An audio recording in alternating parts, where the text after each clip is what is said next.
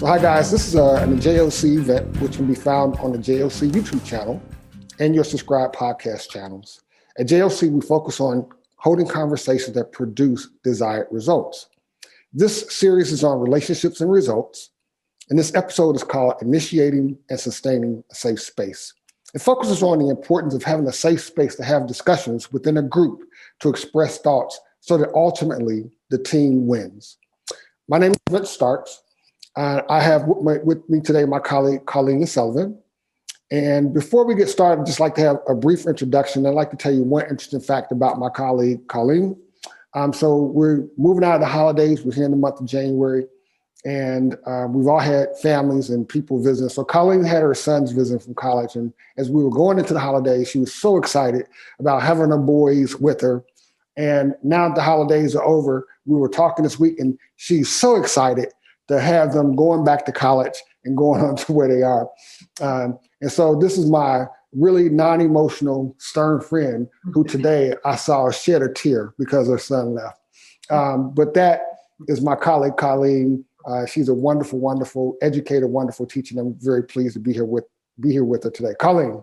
Thanks, Vince. I appreciate that. And I'm sure a lot of people are going through the same thing. You know, they're so excited. And then it's like, okay, it's time to go home, right? And so bittersweet. And this is my buddy, Vince.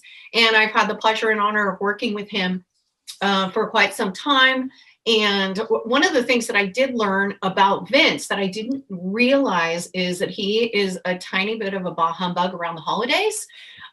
While he was, you know, I'm sure he was happy to celebrate his daughter's 18th birthday, happy to go ahead and have those experiences with his family.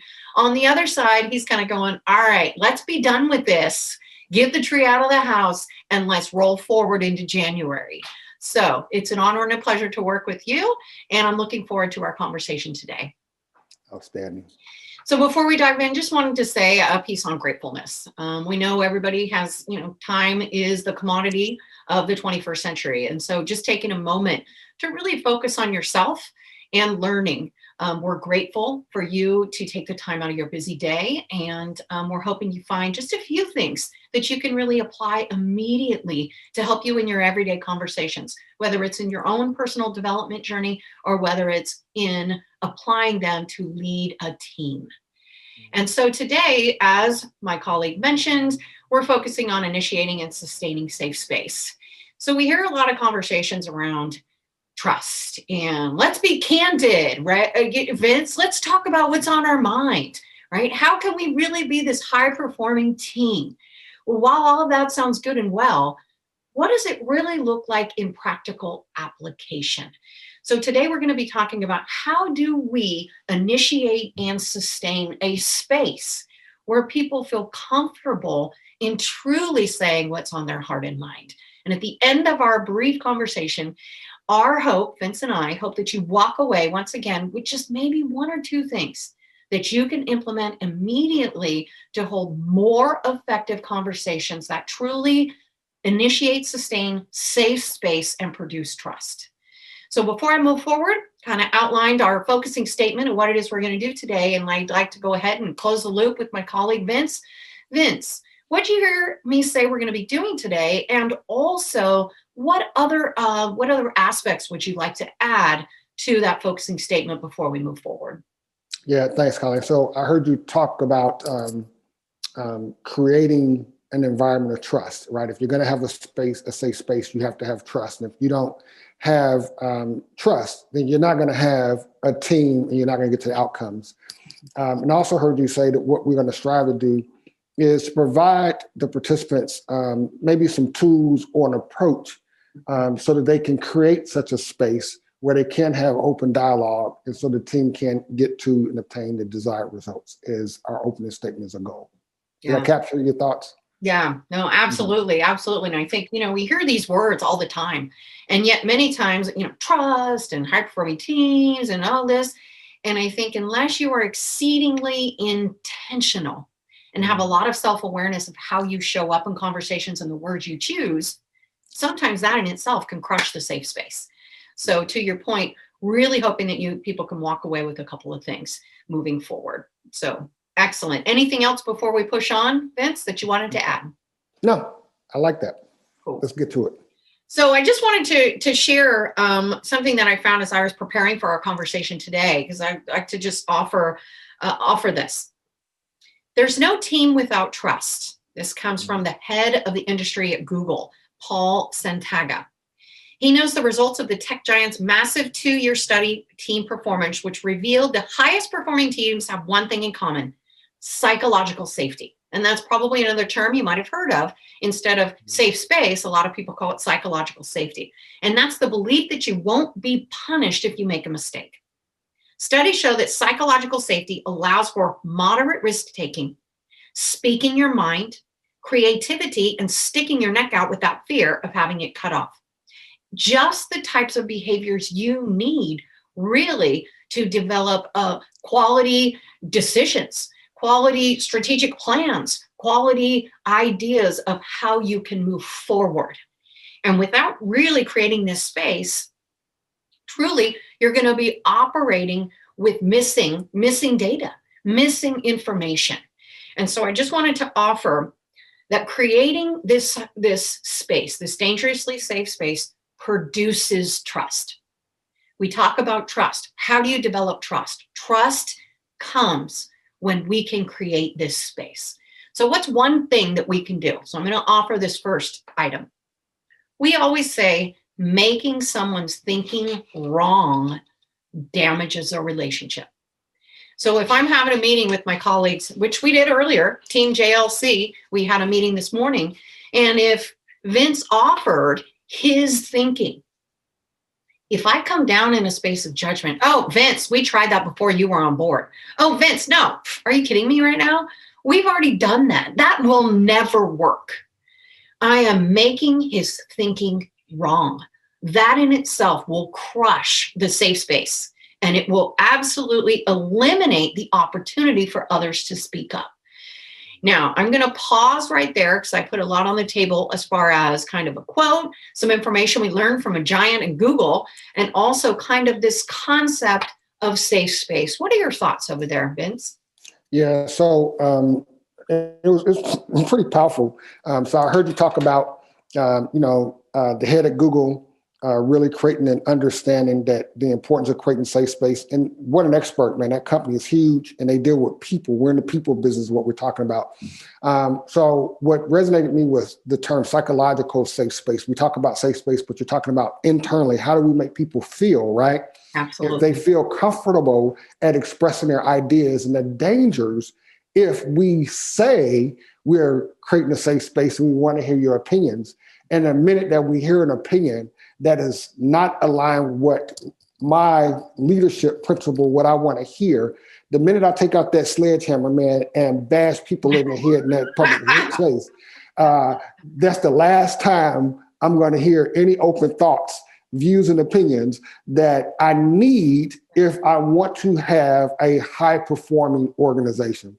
So as you talked, that's what was resonating with me. I had this big sledgehammer in my hand, and I was thinking, boy, if I start whacking moles, what would happen and what would that look like? Yeah, no, absolutely. And I think that sometimes people don't even realize they're doing it. I mean, I can't tell you, supporting our client base, how many times I've been sitting in a room and the meeting leader's like, Colleen, come in and watch and observe and give me some feedback. And I'm like, all right. And when someone offers their thinking, the first thing, they don't even get the sentence out of their mouth. This person's offering their thinking. The first thing they do is, to your point, it's like whack-a-mole. They go wham, and they crush the idea that this person has just said. And it takes so much courage, Vince, to speak what's on your mind, especially if it's not the same of what everybody's thinking in the group, or if it's an alternative perspective. And that truly is where we really develop our most innovative thinking, our shared thinking, and these great ideas and concepts. So how can we recognize that creating this safe space produces trust and enhances the quality of the relationships, which has a huge impact on the results? So I appreciate that. And thanks so much. And I'm looking forward to moving forward. So we kind of landed on what is safe space and how does it impact results? I'd like to go ahead and hand it over to you, Vince, and really get down to the tactical nuts and bolts about how can our friends out there listening to us work on this actively in every conversation and in every communication that they hold. Yeah. So what I would like to offer is just an approach. It doesn't have to be the only approach, but I really like the term STEAR as an acronym. And if I were a leader or a facilitator, someone who's responsible for coordinating, hosting, or running a meeting, now here's some tools and strategies I think that you may want to look at that could help you. So STEAR stands for simplification, right? When you're talking about agenda, you want to keep it simple, stupid. You want to have timed conversational time periods in which you're going to work through your agenda items. And then E, you want to engage the participants within the meeting. A is you want to acknowledge the voices in the room. And R is you want to respond respectfully. So let me just take a couple of them, and then we could talk about it a little bit. And maybe, Colleen, you could finish a few of them as well. So I'll start with the first three. So S is a simplified agenda. There are a lot of studies out there, man, educational researchers, neuroscientists, all kinds of organizational leaders, blah, blah, blah. And they all agree that as adult learners, we have the ability to keep about 4 to 7 items of things in our mind at any one time that we can talk about. And so when organizations want to have meetings and talk about things, you'll be surprised that, I got so much information I want people to know because all this stuff is important. And they'll work an agenda item and you'll have 10 to 12 elements on the agenda, and the meeting is scheduled for an hour. You're never going to get through that information. You're never going to get to where you want to go. You have to back off. So I would highly advise that when you start to develop agendas, you never put more than 4 to 5 agenda items as a general rule on the schedule, so that you can really have meaningful dialogue about those things, those topics. Sure. Or Vince, it looks like this. Hurry up, Vince. There's 3 minutes left. You're almost done with your time. Bottom line, let's go, right? Yeah. And we try and rush and push. And so I love that. Keep it simple, stupid. Just wanted to weigh in on that because so many times people are excited about their agenda. And to your point, they're like, there's so much great information we need to share. Yeah. Yeah. I think you got to ask yourself, man, do you want to just pass information, or do you want people to internalize and understand and grow some information? You have to make the call. And if your agenda is too long, you're telling me what your intent, your true intent, your purpose is, right? Absolutely. Yeah. So we move on to T, because you talked about time. And so you don't want to rush the conversations, but you do want to provide some disciplined, time structured periods around the agenda items. But again, if you have structured agenda items, then you'll give yourself the appropriate amount of time to kind of talk about those things. And so having some time parameters are important because it keeps people from wandering off the stated agenda items off into the horizon and to other things that may seem very interesting, but don't lead to the exact point. So having some time structure around your meeting is very, very important. It allows focus. It keeps people on topic, and it allows the receiver to hear the information, and allows the group to develop a common understanding of the information that's being presented. Okay, so that's how I see the T. When I think about E in the acronym, the E stands for engagement, and that engagement piece is very, very critical because this is the opportunity where you want the participants to hear the information, and then you want to actually get them engaged, and you try to break them up into smaller groups or to have them turn to a partner for 90 seconds, 4 or 5 minutes. You have them discuss the agenda item that they heard and ask provocations. Hey, what did you hear the presenter say? What did that mean to you? What resonated to you in that discussion? Or with this new information, what would you do differently with this new information, this new knowledge? And so that direct and deliberate engagement really, really enhances, it surfaces the new knowledge, right, that you participated in, number one. Number two, it connects the new ideas that was presented with what does that mean to the participant. And thirdly, it allows the participant to take that new information and decide what they want to do with it, right? So now they are engaged in the process and they're taking ownership of the information, and you're building now towards an ultimate outcome. So that's a mouthful. Let me stop right there. We talked about STEAR. I talked about the first 3 letters of STEAR, right? Simplification, time commitment, and engagement. What are you thinking? What are you feeling? What examples do you have of that, Colleen? Yeah, no, thanks, Vince. A lot of stuff, I mean, I think I heard you loud and clear that, especially around the agenda item and really organizing that piece and with time and engaged conversations. Many times, we always say dissemination of information is the capacity for effective action. It doesn't guarantee it. Right. You can bust through your 25 agenda items and go through them as quick as you can, checking off the box. However, if people are not developing a number one, personal practical knowledge about what it is you're sharing, ping, it's just pinging right off of them and they're not getting it. So they're not, if they can't, to your point, attach it to what they already know and understand what needs to shift or change, they're going to just say, yes, sir, and turn around and go back and keep doing the same stuff. And a part of that is because we are meaning-making machines. And one of the ways that we can process information is by having these time conversations. So how can we always say conversation is the natural way we learn, not the only way. So by engaging people and having timed conversations, they're internalizing information, A. But the second thing they're doing is just by doing those things that you mentioned, Vince, they are developing safe space. They are enhancing the professional relationships.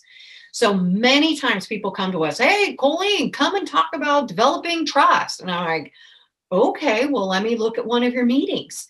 Because even in a virtual environment, if you can do these first 3 things that Vince has outlined, oh my goodness, you start to enhance those professional relationships, develop this safe space by having these timed conversations. And then goodness gracious, the result is enhanced because they're developing trust.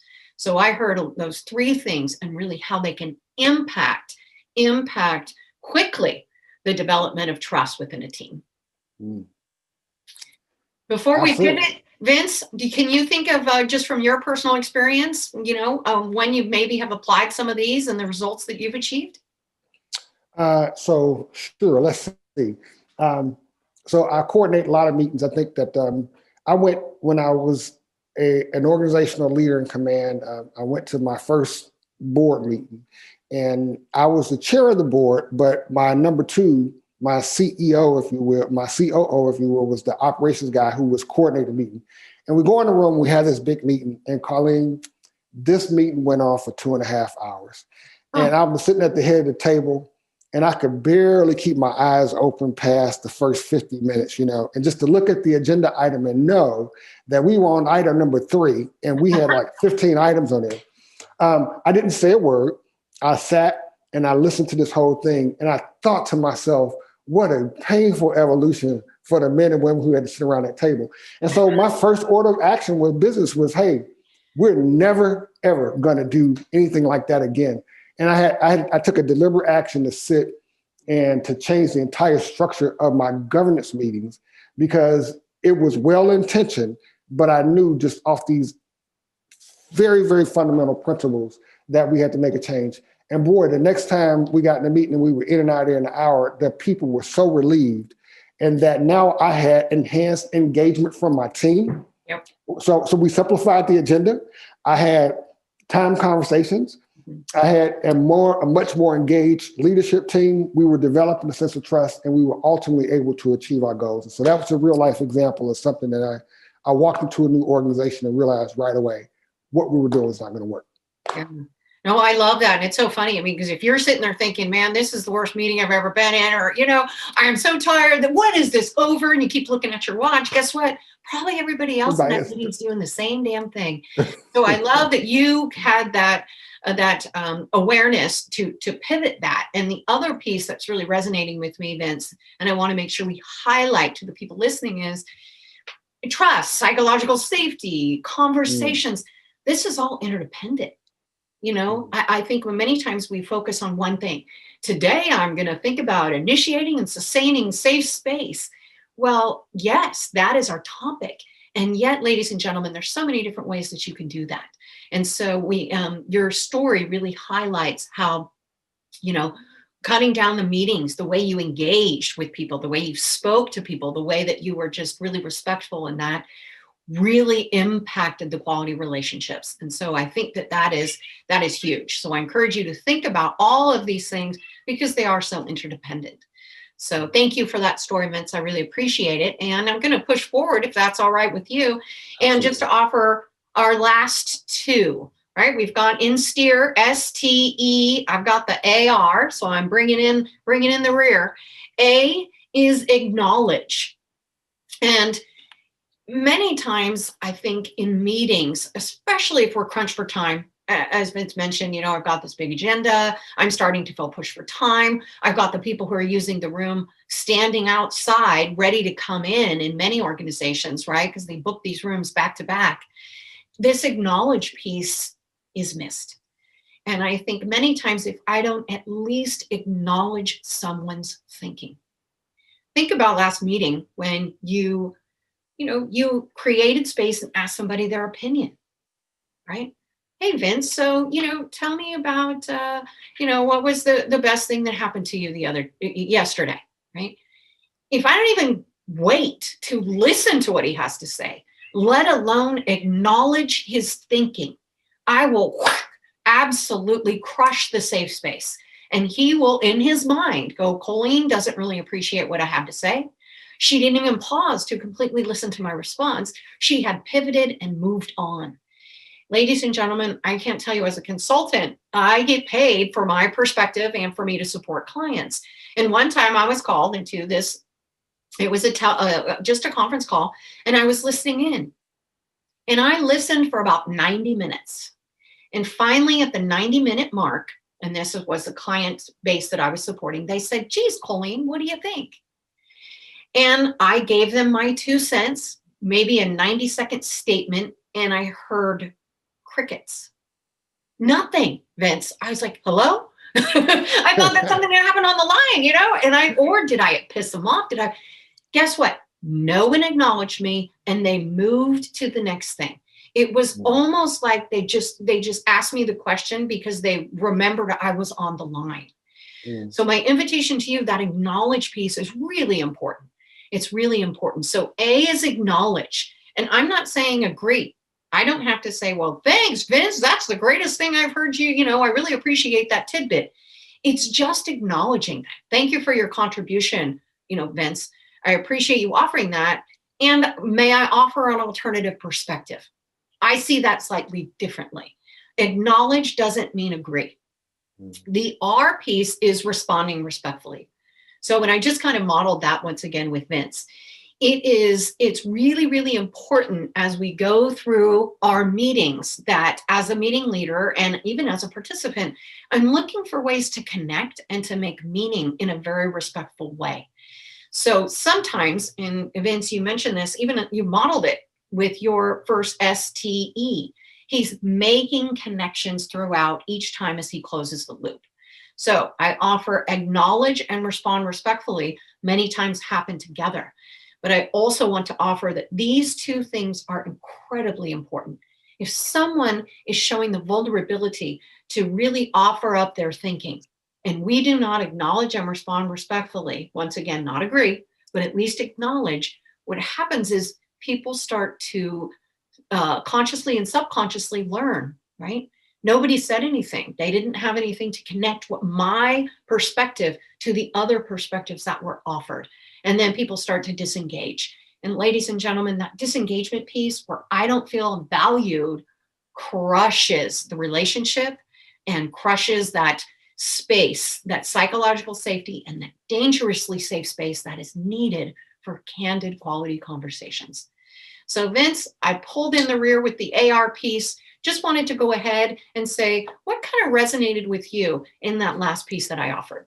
Yeah, so I think that out of the whole acronym of STEAR, I think the A and the R are the two most important components. The first three are things that we really use to set things up and to set the conditions. But when people express their vulnerability and their viewpoint, and if you don't acknowledge what has been said, I thought that really resonated with me, the importance of acknowledgement. It doesn't mean agree. It just means I heard what you said. Thank you very much for making a contribution. And then the responding respectfully was another key component because it acknowledges someone's thinking, but it also helps to surface the openness, right, with the respect, and that enhances the element of trust in the safe space. So now you have your staff and your team who willing, even if the ultimate outcome doesn't align with what they brought forth, what it does communicate is that it's safe and it's okay for me to come and offer alternative points of view. And so that A and that R component are critically important.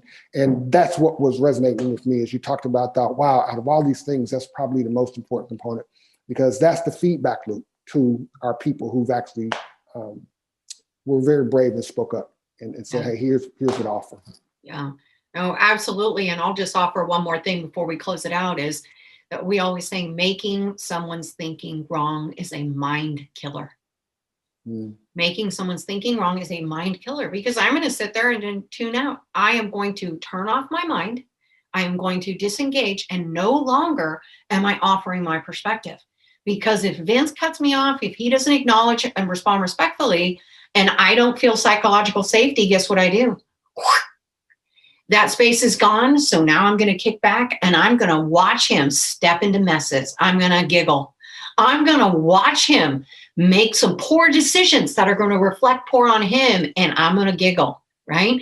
Because that space has absolutely been gone. So once again, this concept of psychological safety, creating this dangerously safe space, produces trust. And all of the things and the components of STEAR give people an opportunity to engage in a way that will initiate and sustain this safe space. Vince? Yeah, so Colleen, I think that should do it today. We've kind of come to the end of our time for this event. So ladies and gentlemen, I hope that what you've been able to take away, and as Colleen and I kind of modeled the conversational leadership principles that we practice as we talk about our subjects and we reflect and we use provocations with one another to better understand and to enhance and bring forth our learning. We'd invite you to take some of the information we shared today and use those same provocations in your conversations. We hope that this was of value to you, and we look forward to having you join us for other podcasts and other topics here at JLC. With that, Colleen, I would just like to say thank you very much for being here and taking the time out today with us today. I love STEAR. That was my takeaway. The importance of STEAR, and most importantly, the importance of the A, to acknowledge and respond respectfully. And with that, I'm out. Absolutely. My biggest takeaway, I think, Vince, I really liked your story. And I think it was an excellent example of how, now that people have this little acronym STEAR, of how you can implement it. So I invite people to really begin to think about, every time they're in a meeting, how can you make it even more impactful and truly intentionally develop safe space. And I'm out. Once again, thanks for joining us here, and we look forward to additional conversations with you in the future. Sincerest thanks for listening to this episode of the Everyday Leadership Conversations podcast. The Jorgensen Learning Center offers a variety of programs for individuals and organizations to enhance their communication and leadership skills. To find out more about programs and upcoming webinars, check out our events page at gojlc.com.